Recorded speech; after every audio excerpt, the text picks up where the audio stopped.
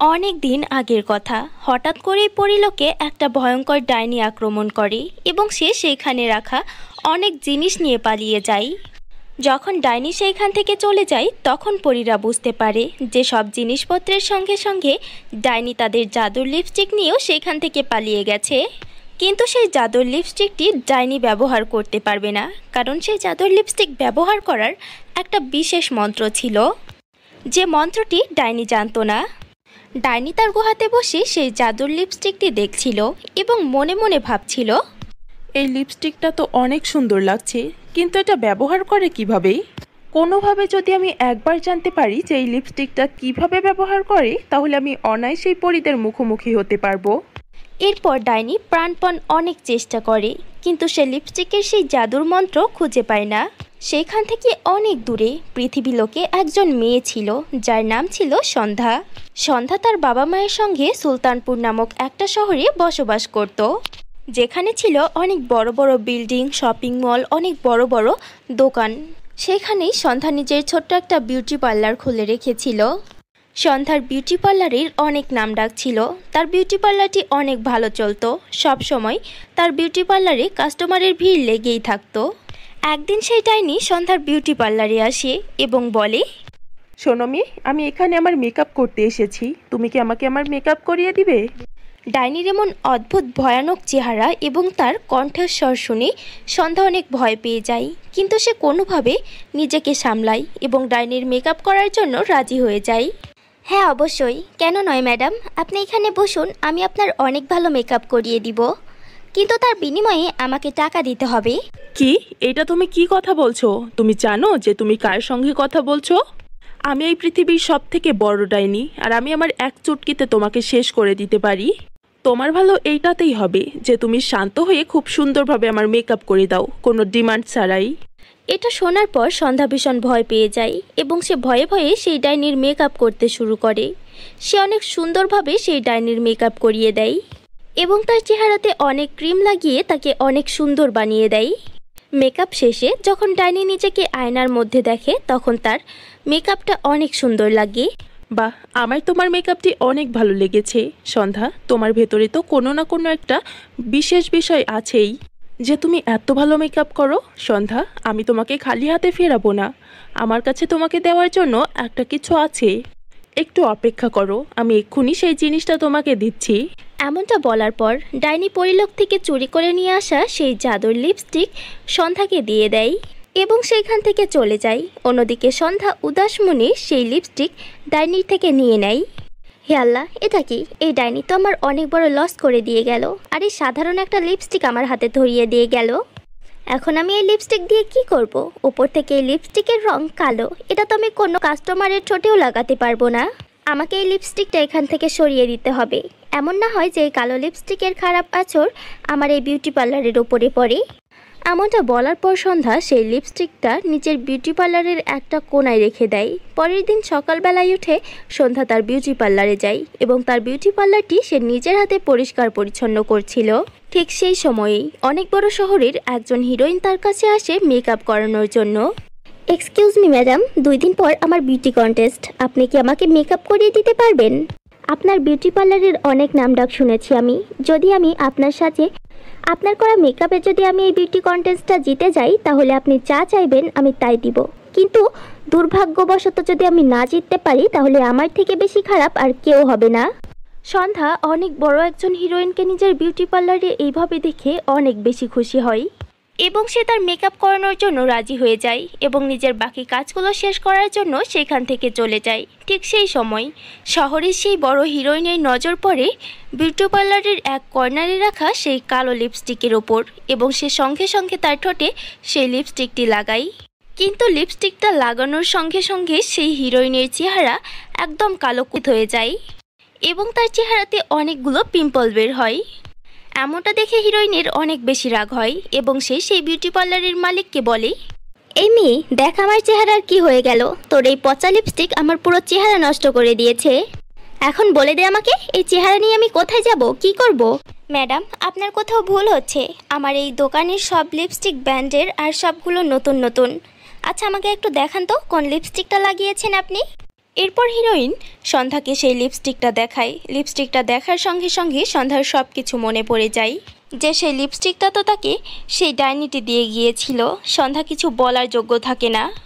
দেখুন, আমাকে ক্ষমা করে দিন, এই লিপস্টিকের কারণে আপনাকে এত কিছু সহ্য করতে হচ্ছে, কিন্তু আমি আপনাকে কথা দিচ্ছি পরবর্তী 2 দিনের মধ্যে আমি আপনাকে একদম ঠিক করে দিব। দয়া করে আপনি আমার উপর বিশ্বাস করুন। দেখো, আমি তোমার উপর বিশ্বাস করছি। পরবর্তী 2 দিন পর আমার বিউটি কন্টেস্ট। যদি আমি ওই বিউটি কন্টেস্ট জিততে না পারি তাহলে আমার অনেক বড় দুর্নাম হয়ে যাবে, আর আমি আমার এই চেহারা নিয়ে বাইরে যেতে পারবো না। আচ্ছা ম্যাডাম, আমি আপনার এই পরিস্থিতি লুকিয়ে রাখবো। আপনার এই পরিস্থিতির ব্যাপারে আমি কাউকে কিছু বলবো না।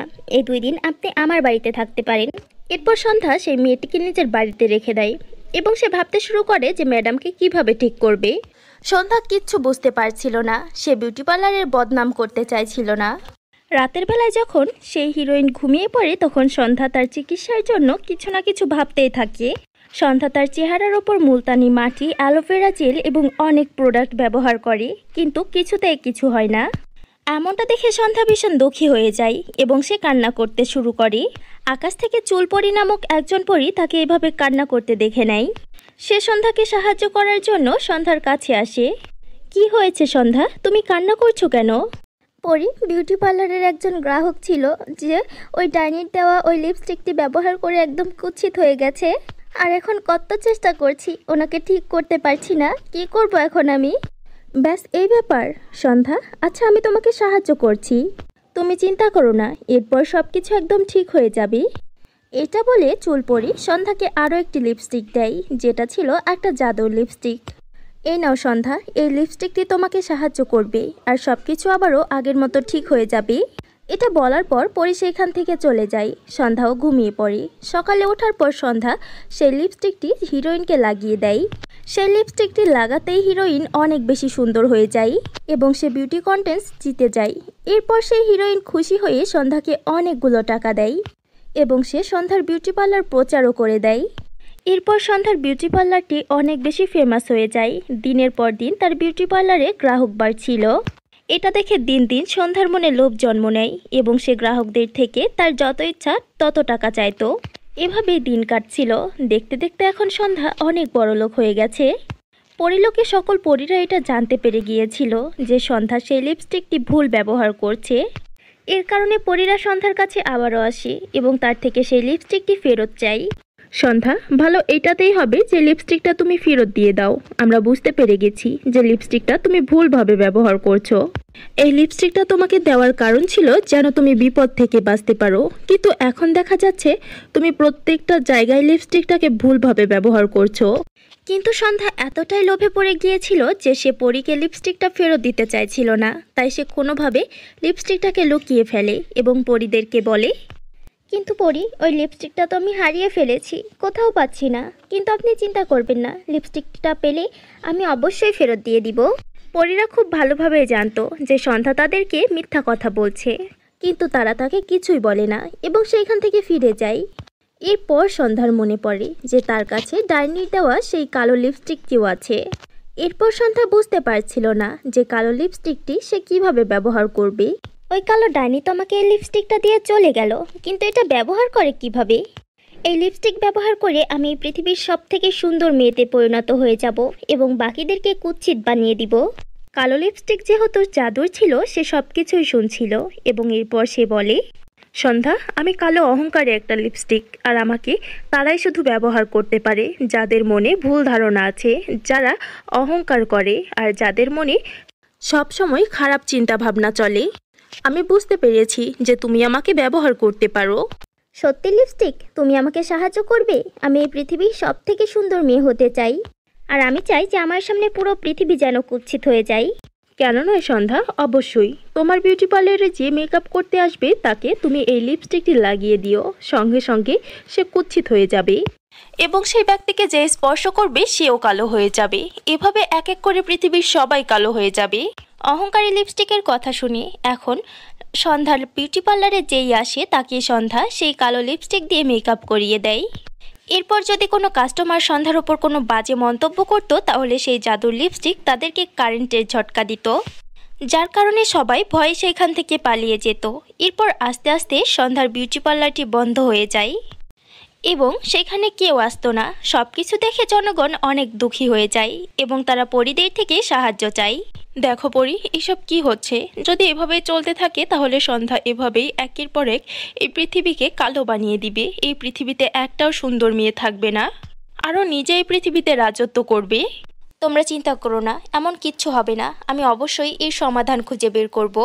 আর হ্যাঁ, এরপর থেকে কেউ আর সন্ধ্যার বিউটি পার্লারে যাবে না। এরপর পরি সন্ধ্যাকে একটা শিক্ষা দিতে চাইছিল, কিন্তু পরি খুব ভালোভাবে জানতো যে সন্ধ্যা সেই লিপস্টিককে হারানোর জন্য এখন আগে ওই ডাইনিকে হারাতে হবে। এরপর পরীরা সন্ধ্যার কাছে যায় এবং বলে, শোনো সন্ধ্যা, আমরা খুব ভালোভাবে জানি যে তুমি আমাদেরকে মিথ্যা কথা বলেছ যে তোমার লিপস্টিকটি হারিয়ে গেছে, কিন্তু ভালোভাবে বলছি, এখন যদি তুমি আমাদের সঙ্গ না দাও তাহলে এই লিপস্টিকের সঙ্গে তুমিও চিরকালের জন্য শেষ হয়ে যাবে।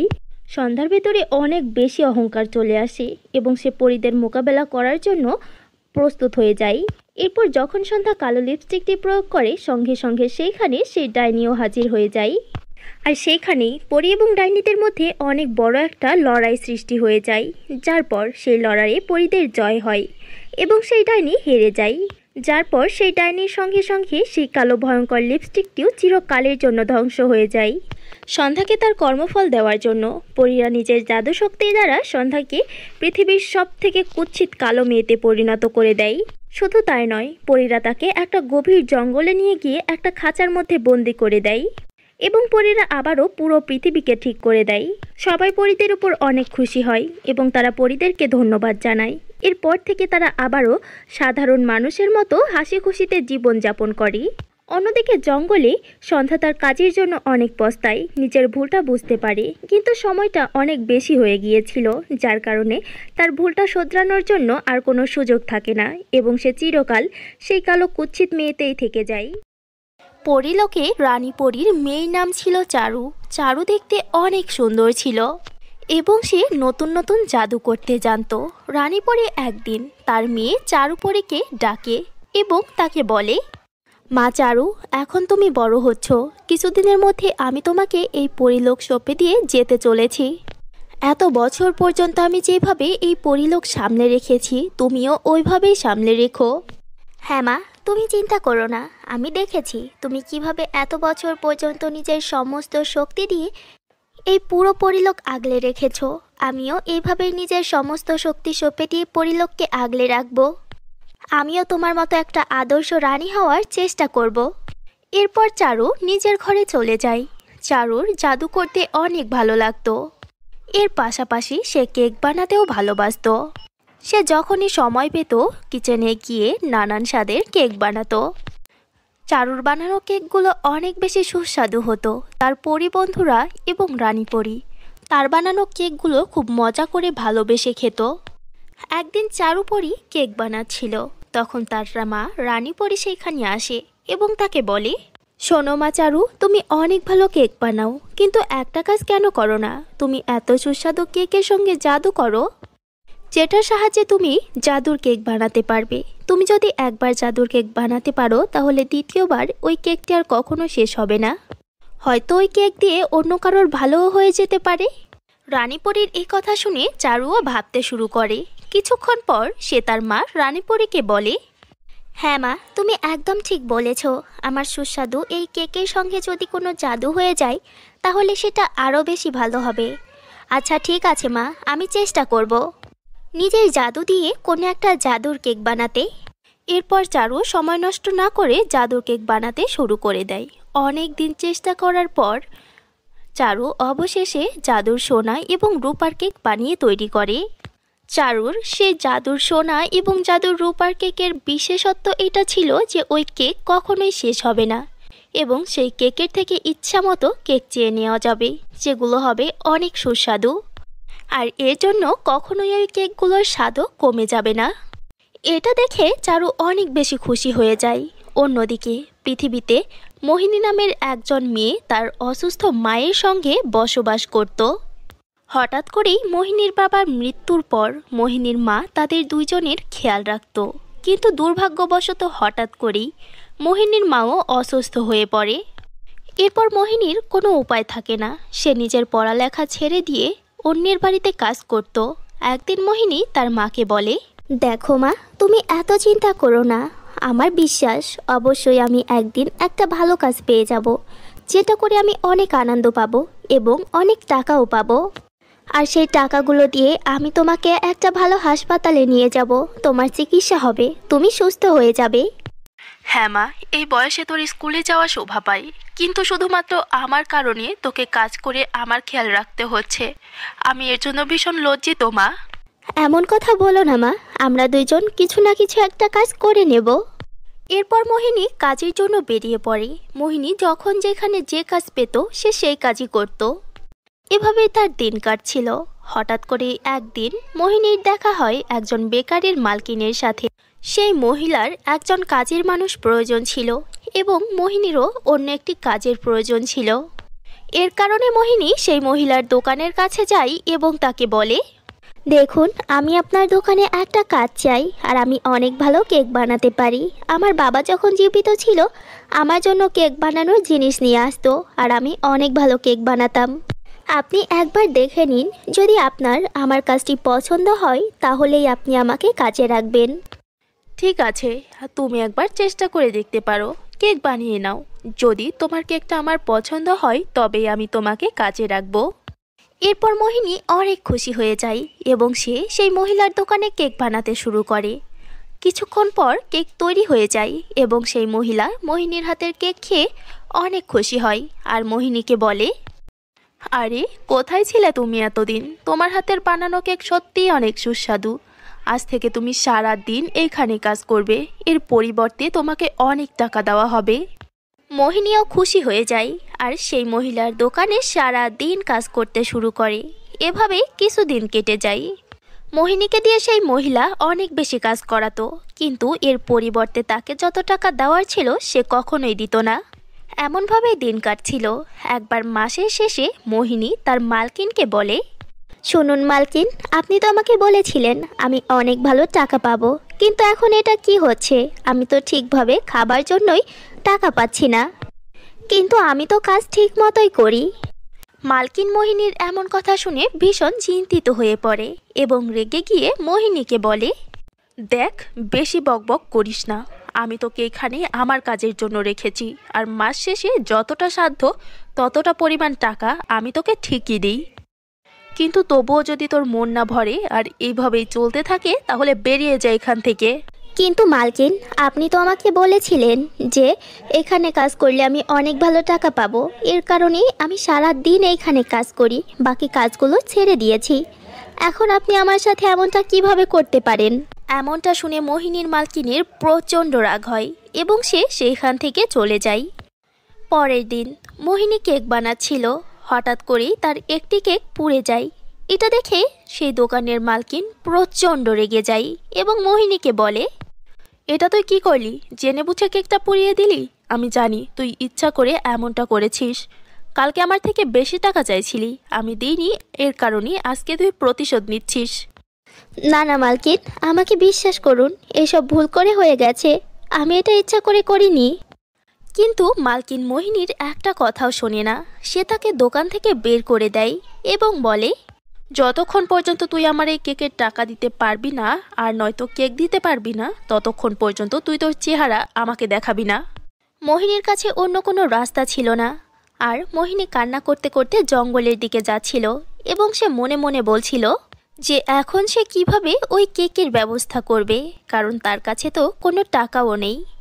এখন আমি কি করব? আমার কাছে না কোনো টাকা আছে আর না কেক বানানোর জিনিসপত্র, কিন্তু মালকিনকে কেক না দিতে পারলে তো উনি আমাকে কাজ থেকে বের করে দিবেন। ভাগ্যবশত চারুপরীও ওই দিন ওই জঙ্গলে বেড়াতে এসেছিল। সে মোহিনীকে চিন্তিত দেখে ভীষণ অবাক হয় এবং তার সামনে যায়। এদিকে পরীকে সামনে দেখে মোহিনীও প্রচণ্ড ভয় পেয়ে যায়। ভয় পেও না, আমি চারুপরী আর আমি একজন ভালো পরী। বলো আমাকে, কি হয়েছে তোমার? তুমি কেন এত চিন্তিত? আমি তোমাকে সাহায্য করতে চাই। তোমার যা হয়েছে, যে সমস্যা, আমাকে খোলাখুলি বলতে পারো। এরপর মোহিনী চারুপরীকে তার সমস্ত ঘটনা খুলে বলে যে তার সঙ্গে ঠিক কী কী হয়েছে। সব কিছু শোনার পর চারুপরীও চুপ করে যায়। কিছুক্ষণ পর সে তাকে বলে, এটা তো খুবই খারাপ হয়েছে তোমার সঙ্গে। তোমার মালকিনের কখনোই তোমার সাথে এমনটা করা উচিত হয়নি। আর তুমি একটু অপেক্ষা করো, আমি এক্ষুনি পরিলোকে গিয়ে ওইখান থেকে আমার জাদুর কেক নিয়ে আসছি। এটা বলার পর পরি সেইখান থেকে অদৃশ্য হয়ে যায়। কিছুক্ষণ পর সে পরিলোক থেকে নিজের জাদুর সোনা এবং রূপার বার্থডে কেক নিয়ে আসে এবং সে মোহিনীকে বলে, এ দেখো, এটা আমার জাদুর সোনা এবং রূপার বার্থডে কেক। এই কেক কখনোই শেষ হবে না। তুমি এটার থেকে যত ইচ্ছা তত কেক চেয়ে নিতে পারো। এখন তুমি নিজের জন্য একটা কেকের দোকান খুলতে পারো, আর তুমি তোমার মায়েরও চিকিৎসা করিও। এটা বলার পর চারুপরী সেখান থেকে অদৃশ্য হয়ে যায়। অন্যদিকে চারুপরীর দেওয়া সোনা এবং রূপার কেক পেয়ে মোহিনী অনেক খুশি হয়। এরপর মোহিনী সেই কেকগুলোর থেকে একটা কেক চেয়ে নেয় এবং সেটা নিয়ে গিয়ে নিজের মালকিনকে দেয়, আর সে সেইখানে কাজ ছেড়ে দেয়। এরপর মোহিনী চারুপরীর দেওয়া জাদুর সোনা এবং রূপার কেকের সাহায্যে নিজের একটা কেকের দোকান খুলে নেয়। এরপর আস্তে আস্তে তার দোকানটি অনেক বড় হয়। সেই দোকান থেকে সে অনেক টাকা ইনকাম করতে থাকে। এরপর সে সেই টাকাগুলো দিয়ে নিজের মায়ের চিকিৎসা করায়। তার মা সুস্থ হয়ে যায়। এরপর সে তার মায়ের সঙ্গে হাসি খুশিতে জীবন কাটায়। সো ফ্রেন্ডস, এই ছিল আমাদের আজকের গল্প। গল্পটি কেমন লাগলো কমেন্ট করে জানাবে। ভিডিওটি ভালো লাগলে একটি লাইক করবে। আর তোমরা যদি আমাদের চ্যানেলে নতুন হও তাহলে অবশ্যই আমাদের চ্যানেলটিকে সাবস্ক্রাইব করে পাশে থাকা বেল আইকনটি ক্লিক করে অল করে দিবে, যেন আমাদের নতুন নতুন ভিডিও তোমরা সবার আগে পেয়ে যাও। সো ফ্রেন্ডস, দেখা হচ্ছে নতুন কোনো ভিডিওতে নতুন কোনো গল্প নিয়ে।